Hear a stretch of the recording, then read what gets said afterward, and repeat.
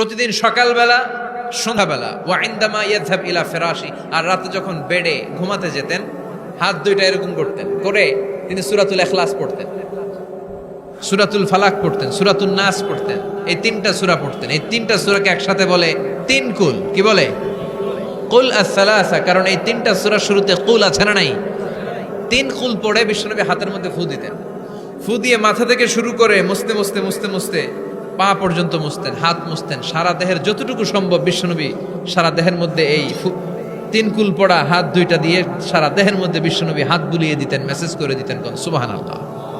সকালে, সন্ধ্যায়, আর রাতের বেলা বিছানায় গেলে। এটা protection from all the bad আইস। যত হিংসুক চক্ষু আছে, যত ভূত পেতনি আর শয়তানের অনিষ্ট আছে, সব থেকে আপনাকে রক্ষা করবে কে?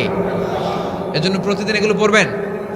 কি কি পড়বেন? এরকম হাত দুইটা মিলায়া সূরা ইখলাস, সূরা ফালাক, সূরা নাস, তিনটার বলে একসাথে তিন কুল। কি বলে? আজকে থেকে এটার আমল করা যাবে।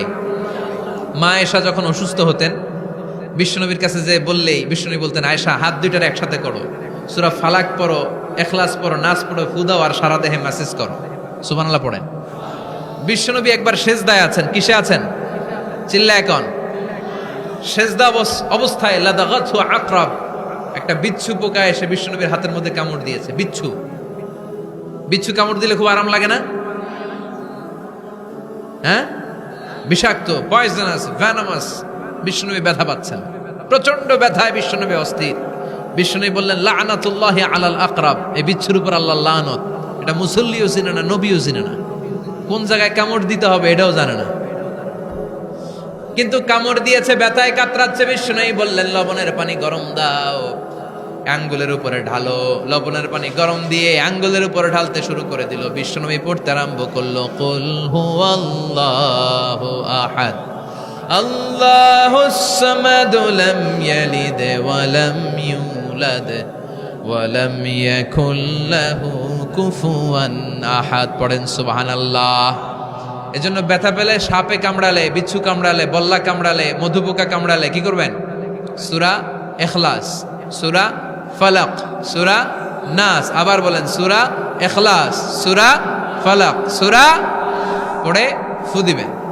আর রাত্রেবেলা, সকালবেলা ঘুমোতে যাওয়ার আগে হাতের মধ্যে ফুর দিয়ে সারা দেহে মেসেজ। মনে থাকবে না? মাহফিল শেষ, ওয়াজও শেষ, মনে থাকবে তো? এই মসজিদে কুবাতে বিশ্বনবী সাল্লাল্লাহু আলাইহি ওয়াসাল্লাম এক সাহাবাকে ইমাম বানায় দিয়ে আসলেন। উনি ইমামতি করে মসজিদে, আর বিশ্বনবী ইমামতি করে মসজিদ নববীতে। মসজিদে কুবার যে ইমাম, তিনি প্রতি রাকাতে জাহারি কেরাতে, মানে মাগরিব, এশার, ফজরের সালাতে প্রত্যেক রাকাতে সূরা ফাতিহার পরেই এই সূরা ইখলাস পড়ে। শুনতেছেন? প্রত্যেক রাকাতে সূরা ফাতিহার পরে কি পড়ে? ইখলাস। মাগরিবের প্রথম রাকাতেও ইখলাস, দ্বিতীয় রাকাতেও ইখলাস, এশার প্রথম রাকাতে ইখলাস, দ্বিতীয় রাকাতেও ইখলাস। ইখলাস পরে এরপর অন্য একটা সূরা পড়ে, কিন্তু শুরু করে ইখলাস দিয়ে। ফজরের প্রথম রাকাতেও ইখলাস, দ্বিতীয় রাকাতেও। মুসল্লিরাকে পাইছে কি? পাইছে কি? খালি ইখলাস, খালি ইখলাস। যে ধরছে, আপনি পাইছেন কি বলেন? ইমাম সাহেব বলে, কিছুই পাই নাই, আমার মন চায় আমি পড়ি, তোর মন চাইলে তুই পড়, নাইলে যা।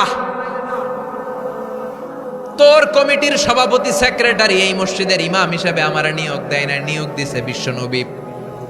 আমার নিয়োগ যদি বাতিল করতে হয়, লাগবে বিশ্বনবীরে তুই ভাগ। তোমার মনে চাইলে পড়ো, নাইলে অন্য মসজিদে পড়ো, যাও মিয়া। এটা তো সভাপতির, সেক্রেটারির নিয়োগ দেয়া মসজিদ না, এটা নিয়োগ দিয়েছে বিশ্বনবী, ঠিক কিনা?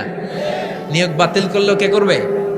বিশ্বনবী। সবাই বিশ্বনবীর কাছে যে বললো, ইয়া রাসূলুল্লাহ, এমন মুসল্লি, এমন ইমাম আপনি দিয়ে আসছেন, উনি ইখলাস ছাড়া আর কিছু পড়ে না।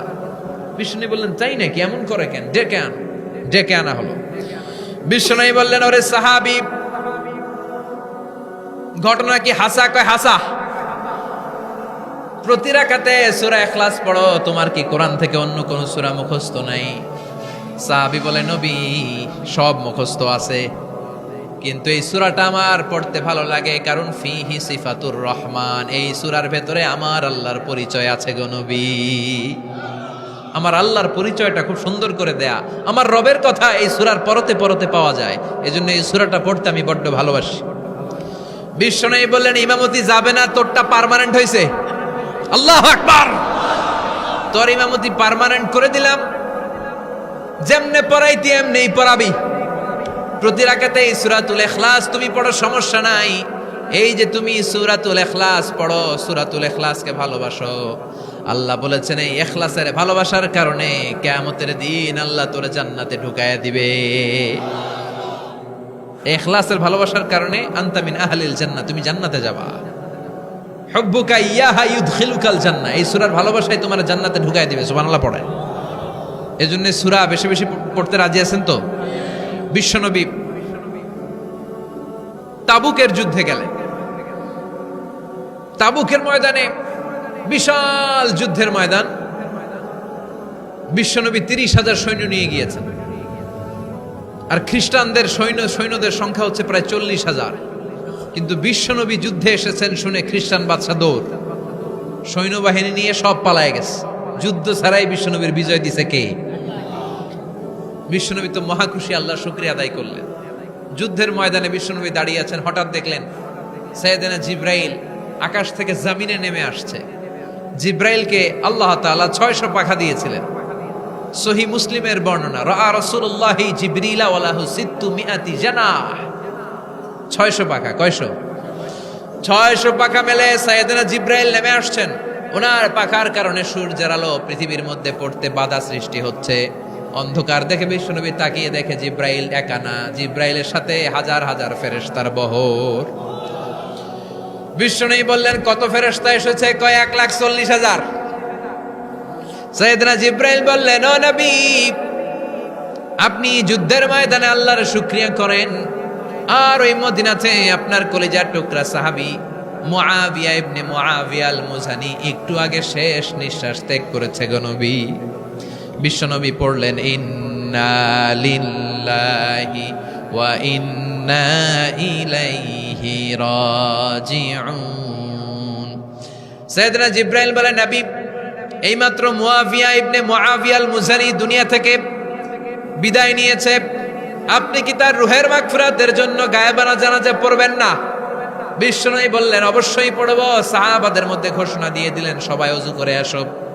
যুদ্ধের ময়দানে আল্লাহ আমাদেরকে বিজয় দিয়েছে, আর খবর পেলাম মদিনাতে আমার সাহাবা মুআবিয়া ইন্তেকাল করেছে। মুআবিয়ার রুহের মাগফিরাতের জন্য আমরা গায়েবানা জানাজা পড়ব। পড়েন সুবহানাল্লাহ। গায়েবানা জানাজা কি বুঝেন? লাশ থাকে না সামনে, লাশ নাই, 4 তাকবীর, এটা আপনি পড়তে পারেন, এটা আপনি পড়তে পারবেন। লাশ নাই কিন্তু তার জন্য দোয়ার জন্য পড়তে পারবেন। জানাজা মানেই দোয়া, দোয়া লিল মাইয়িত।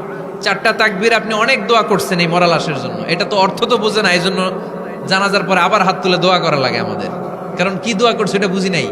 বুঝলে কিন্তু আর লাগতো না, ঠিক কিনা? বিশ্বনবী সাহাবাদের নিয়ে দাঁড়ালেন, লম্বা লম্বা কাতার হলো। সাহাবীদের কাতারের শেষে সাইয়েদনা জিব্রাইল 1,40,000 ফেরেশতাদেরকে নিয়ে জানাজায় শরীক হলেন। বিশ্বনবী 4 তাকবীর দিয়ে জানাজা পড়লেন, আল্লাহু আকবার, আল্লাহু আকবার, আল্লাহু আকবার, আল্লাহু আকবার। 4টা তাকবীরের মধ্য দিয়ে জানাজা শেষ করলেন। বিশ্বনবী তাকিয়ে দেখে সাহাবাদের পেছনে 1,40,000 ফেরেশতা দাঁড়িয়ে জানাজায় শরীক হয়েছে। বিশ্বনবী বললেন, জিব্রাইল, কোনদিন তো এত ফেরেশতা নিয়ে কারো জানাজায় শরীক হতে দেখি নাই। ঘটনা কি? কি এমন আমল ছিল আমার মুআবিয়ার, যে আমলের কারণে মুআবিয়ার নামটা আল্লাহর আরশে চলে গিয়েছে? 1,40,000 ফেরেশতার বহর নিয়ে তুমি জানাজায় শরীক হয়েছ। কি এমন গোপন আমল ছিল আমার মুআবিয়ার, আমারে বলো। সাইয়েদনা জিব্রাইল বললেন, নবী, আপনার মুআবিয়া বিশেষ একটা আমল করত। বিশ্বনবী বললেন, কি সেটা? সাইয়েদনা জিব্রাইল বলে, আপনার এই সাহাবী কাইমান আও কাঈদান, জালিসান আও মাশিয়ান, উঠতে বসতে চলতে ফিরতে সব সময় আপনার এই সাহাবী পড়তে থাকতো, কুল হুয়াল্লাহু আহাদ, আল্লাহুস সামাদ, লাম ইয়ালিদ ওয়া লাম ইউলাদ ওয়া লাম ইয়াকুল লাহু কুফুয়ান আহাদ। পড়েন সুবহানাল্লাহ। উঠতে বসতে চলতে ফিরতে সব সময় এই সাহাবীর একটা অভ্যাস ছিল, উনি কুল হুয়াল্লাহু আহাদের উপর আমল করত। বেশি বেশি সূরাতুল ইখলাস পড়তো। পড়তে রাজি আছেন? আজ থেকে বেশি বেশি সূরাতুল ইখলাসের উপর আমল বানানোর দরকার আছে না নাই?